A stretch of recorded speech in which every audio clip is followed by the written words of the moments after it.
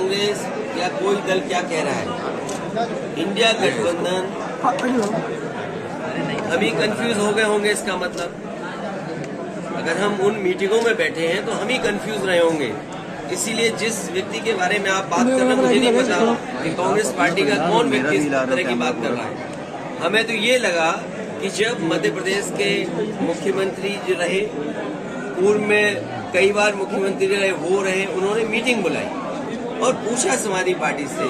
हमने अपनी पूरी परफॉर्मेंस बताई, किस समय पर समाजवादी पार्टी के विधायक कहाँ जीते हैं, कभी 1 जीते, कभी 2 जीते, कभी 5 जीते और किस जगह हम नंबर 2 पे रहे। पूरी चर्चा हुई और रात भर 1 बजे तक समाजवादी पार्टी के नेताओं को जगाया उन्होंने और बातचीत की, पूरे आंकड़े देखे और आश्वासन दिया कि हम 6 सीटों पर विचार करेंगे। लेकिन जब रिजल्ट आया, घोषित की गई सीटें, तो समाजवादी पार्टी शून्य रही।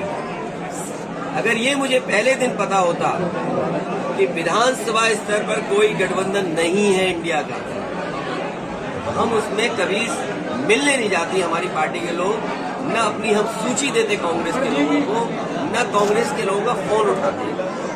लेकिन अगर उन्होंने ये बात कही है कि गठबंधन नहीं है, तो हम स्वीकार करते हैं गठबंधन नहीं है। और गठबंधन अगर केवल उत्तर प्रदेश में केंद्र के लिए होगा तो उस समय विचार किया जाएगा और जैसा व्यवहार होगा समाजवादी पार्टी के साथ, वैसा ही व्यवहार उनको देखने को मिलेगा यहाँ। सर, उन्होंने कहा कि हमने घोषी में समर्थन किया और ऐसा रहा। किस नेता के बारे में बात कर रहा हूँ? ये कांग्रेस के कौन नेता है? उनके प्रदेश अध्यक्ष कह रहे हैं। देखिए, प्रदेश अध्यक्ष की कोई हैसियत नहीं है। न वो पटना की मीटिंग में थे, न वो जाकर के मुंबई की मीटिंग में थे। इंडिया के बारे में क्या जानते हैं वो गठबंधन के बारे में? उनकी क्या हैसियत है जो बोल रहे हैं इस तरह की बात? इजराइल और गाजा की युद्ध, उनसे पूछिए रात को 1 बजे तक क्यों उनके मुख्यमंत्री कमलनाथ जी ने बैठाया, क्यों उनके पूर्व मुख्यमंत्री दिग्विजय सिंह जी ने बैठाया? वो क्या उनके मुख्यमंत्री नहीं है क्या उनके प्रदेश के? अगर वो मुख्यमंत्री नहीं थे तो इस तरह की भाषा नहीं बोलनी चाहिए उनको। अध्यक्ष जी, और इसका मतलब ये हुआ कि आप दूसरे दलों को बेवकूफ बना रहे हैं आप बैठा करके। मायावती जी ने कहा है कि इजराइल और गाजा युद्ध से सबकी अर्थव्यवस्था पे बीजेपी से मिले हुए लोग हैं, ये कांग्रेस के लोग बीजेपी से मिले हुए लोग हैं। तो आगे की अभी क्या रणनीति? ये जो बीजेपी से मिले हुए लोग, देखिए, अगर मुझे पता होता कि गठबंधन प्रदेश स्तर पे नहीं है तो मैं समाजवादी पार्टी के नेताओं को दिग्विजय सिंह जी के पास नहीं भेजता। अगर मुझे ये पता होता कि समाजवादी पार्टी को प्रदेश स्तर पे गठबंधन नहीं कर रहे हैं, मैं कमलनाथ जी के पास अपनी पार्टी के लोगों को नहीं भेजता।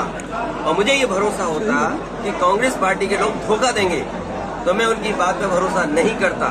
मुझे बताया गया कि 6 सीटों पर आपके लिए सोचा गया है, विचार किया गया है और उस पर तय करेंगे। सिटिंग एमएलए की जगह आप सीट दे दोगे आप और उम्मीद करोगे कि मैं आपके बारे में सच बोलूं और जो बात बोलनी है उनको।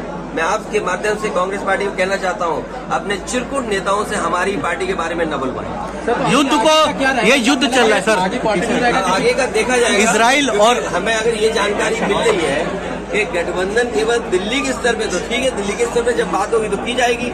एमपी सीटों पे अगर बात की जाएगी तब देखा जाएगा।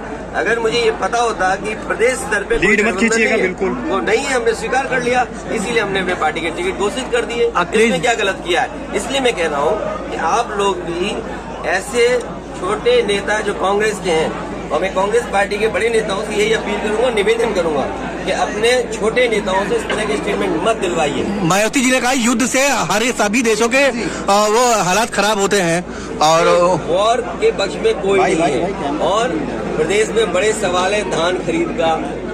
अरे सीतापुर आते हैं तो सीतापुर में हमें सांड पहले दिखाई देते हैं, ये डिवाइडर में इतना सांड दिखाई दे रहा है। अखिलेश जी शाहजहांपुर जा रहे हैं आजम खान साहब से, धान खड़ा हुआ है खेतों में। शाहजहांपुर जा रहे हैं आजम खान साहब से मिलेंगे खेतों में क्या धान खरीदने का अभी तक इंतजाम किया है क्या? धान खरीदने की कोई तैयारी की है? आप बताइए, सीतापुर में अगर एक भी धान केंद्र किसानों को खरीद रहा हो धान तो बताएं हमें आप। शाहजहांपुर जा रहे हैं, आगे रामपुर में आजम खान साहब से मिलने जाएंगे। हम पर छोड़िए, हमारी पार्टी पर छोड़िए, अब ये बातें क्यों पूछते हो, कौन किससे उनसे हमारा संपर्क है, लगातार बातचीत हुई है। वो हमारी पार्टी और हमारा परिवार है, हमें फैसला लेने दो क्या करना। इसमें राजनीति मत ढूंढिए, इसमें भी बीजेपी के आप एजेंट मत बनिए। सर 16 तारीख को आप देवरिया गए थे, देवरिया में रक्षा मंत्री वहाँ पत्रकारों को पीटा गया, उसके बारे में आप क्या कह रहे हैं? हमें दुख है कि बीजेपी के लोग सबको पीट रहे हैं। सर बहुत बुरी तरीके से दौड़ा के मारा गया। दुख है इस बात का कि बीजेपी अगर पत्रकार सही लिखते हैं, अगर पत्रकार सही लिखते हैं तो पत्रकारों के खिलाफ भी जांच हो जाएगी, कार्रवाई हो जाएगी। और आप में से बहुत सारे ऐसे साथी हैं जो इस चीज को फेस कर चुके हैं। सर शिविर की शुरुआत हो रही है, सच्चाई दिखाना चाहते हैं, उन्हें पुलिस कहती है कि हाँ, यही मैं कह रहा हूँ कि अब तो यूट्यूब पे पाबंदी लगा देंगे, इसलिए यूट्यूबर्स भी बड़े सावधान हैं। 24 हमने अब तक 20 लाख से ज्यादा जो वीडियो का डेटा है हमने डिलीट किया है। गूगल ने अपना डेटा भारत सरकार को बताया कि जो गाइडलाइन के हिसाब से नहीं था। वो ठीक बात है, वो एक अलग विषय है।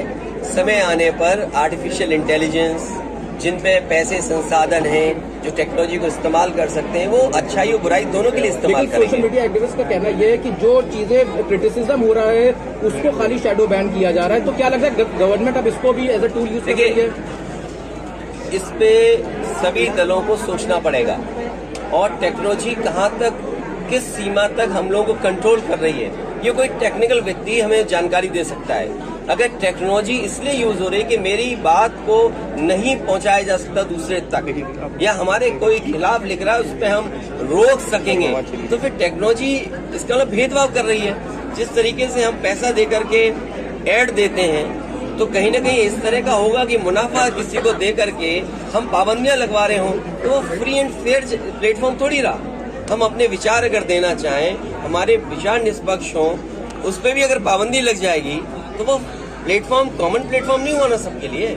सर 24 में क्या स्टैंड रहेगा? 24 में समाजवादी पार्टी बीजेपी का मुकाबला कर रही है और बीजेपी को हराएंगे। समाजवादी पार्टी आगे